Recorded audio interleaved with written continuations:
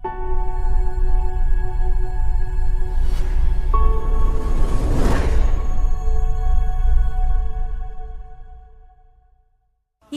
వాక్యము ఆదికాండము 38వ అధ్యాయం 7 నుండి 12 వచనాలు.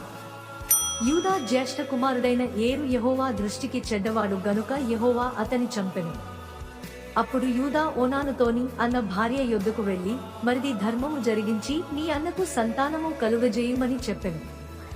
ఓనాను ఆ సంతానము తనది కానేరదని ఎరిగి ఆమెతో పోయినప్పుడు తన అన్నకు సంతానము కలుగజేయకుండునట్లు తన రేతస్సును నేలను విడిచెను. అతడు చేసినది యెహోవా దృష్టికి చెడ్డది గనుక ఆయన అతని కూడా చంపెను.